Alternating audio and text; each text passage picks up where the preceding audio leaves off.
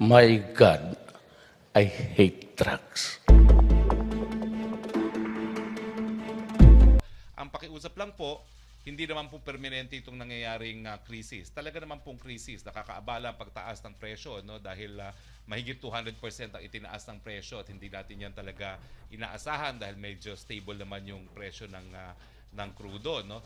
Pero temporary po to, tignan natin kung ano mga pangyayari. Gaya ng sinabi ko, yung Russia ngayon nag-increase ng supply nila, pati Estados Unidos po ngayon, biglang nag-increase ng exports nila ng crudo. Dati-rati po, hindi naman exporting country ng crudo ang Estados Unidos. Ngayon, ang pinakamalaking buyer niya ng crudo ang China. So, isa rin po yan sa pag-aaralan, no?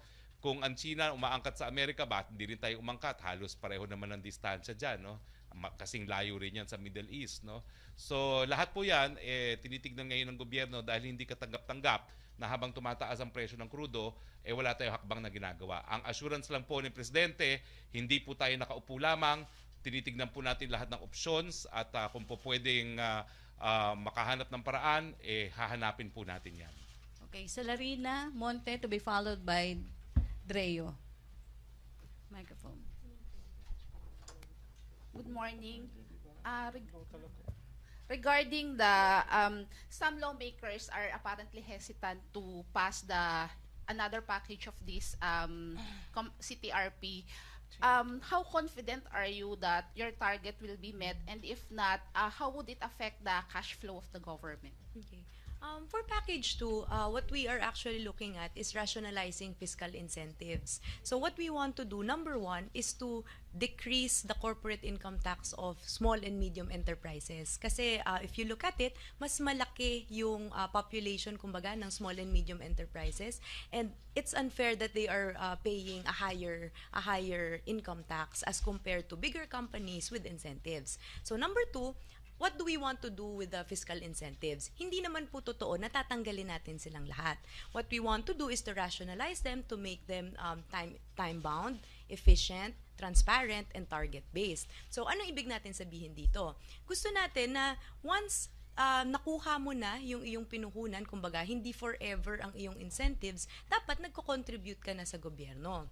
Pangalawa, transparent, kasi gusto natin lahat ng fiscal incentives nakikita natin. Meron tayong isang body na nagtitingin kung ano-ano ba yung mga binibigay ng gobyerno.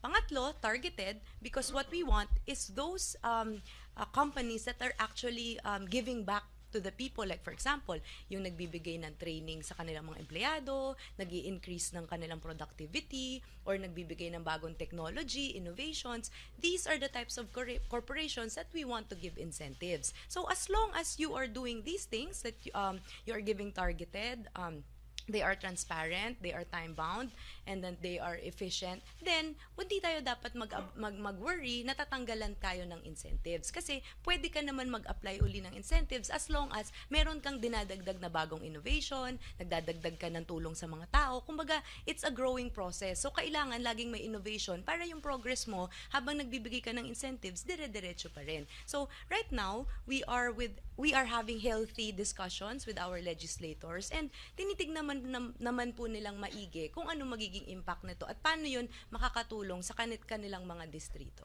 Are you still optimistic that this will be passed within the year? Because I believe that's the target of the government. Yes, we're still optimistic since we're already in the committee level and we're having healthy discussions regarding the bill. Another question. Are you still also optimistic? I think by 2022, you're targeting to lower poverty rate by 14%. With what is happening right now, are you still confident that this target on reducing poverty would still be met?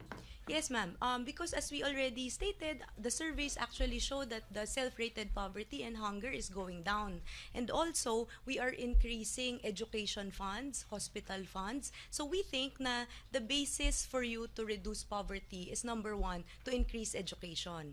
This is primordial because we want one of the things that investors are looking at a country is the people or its workforce. So right now, we have our demographics, we have a higher percentage of young people, and we have a good supply of young people, and what we need to do is to educate them well para yung mga papasok na jobs ay high-paying jobs or on a higher bracket. So these are the steps that we want to take, kaya tayo nagpupush ng train para mapondohan natin tong mga ito para in the long run, yung ating target of reducing poverty would be achieved. Okay, thank you, Dreo, to be followed by Pia Gutierrez and Ina Andalong. 11:30 ka kailangan. Hi, ma'am. 11:30 dapat Yes. So, last Okay. few questions on DOF. Last few questions on DOF. So ano na lang, ilimit na lang yung follow-up question, okay? To the DF, ma'am, balikan ko lang yung isang point kanina. So what's your stand on the calls from the lawmakers to roll back the excise tax, fuel excise taxes? Okay. So number one, hindi po kasi natin pwedeng gawin na it's just an executive order kasi po pag nasa sa batas, kailangan po para ma-amend natin, mag-pass tayo ulit ng batas. Pangalawa po, yun nga po, meron tayong in-insert na mitigating measure na pag umabot na po ang crude oil sa $80, sususpend na po natin sa succeeding year. Ang crucial po kasi dito is we cannot just suspend it kasi po yung ating mga funding, lalo-lalo na po yung sa free state universities, lahat po yan, yung ating mga gustong pondohan, yung mga increase sa salary ng ating personnel, ng ating mga guro, lahat po yun, yung plans natin to fund all those, mahihirapan na po tayong pondohan yun kung ating isususpend yung ating mga provisions nga po na ating binanggit. So you don't support this po? Yes, Okay. yes. Tapos ma'am, just to give us some figures, how much do we stand to lose if this We have figures on that. succeeds? We'll give you the figures because Okay, Ina, I'm sorry, Pia. Ma'am, clarify ko lang po yung buffer na nalagay sa train. You said that when the oil prices reach $80 per barrel for a period of 3 months, what we will suspend is further tax rate increases. for 2019. For 2019. Yes. So, hindi po yung parang pinaniniwalaan ng taong bayan na yung excise Automatic. tax mismo automatic. You cannot do that because the provision of the law is very specific also that when the Dubai crude oil hits $80 per barrel at an average, it will be the next tranche in 2019 that we will suspend. And it's also hard for us to suspend mid-year because you have already projected in your appropriations, in your revenues, and in your budget, those things that you will fund in your budget allocations are also set in place. Do you see that being much of a relief sa taong bayan, lalo na ngayon po talaga na raramdaman yung epekto ng pagtaas ng presyo ng gasolina?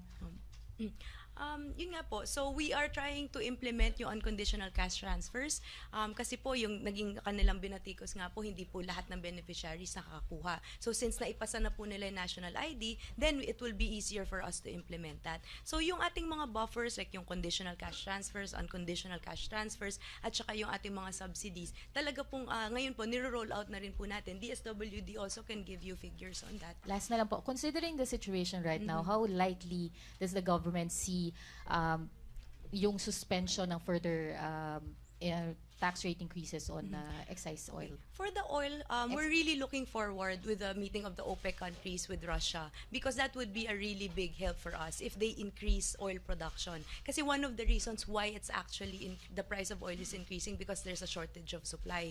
So if they plan to increase the output, then it would have a better impact kasi it will lower the inflation rate kasi dadami nga yung iyong supply of oil, di bababa yung presyo mo sa market. So, in the long run, we think na hindi yan aabot sa 80, sana, kasi nga magpo-produce sila ng more output of oil. Okay, MPC, I'm sorry, may prior appointments ang ating mga guests. So, You can...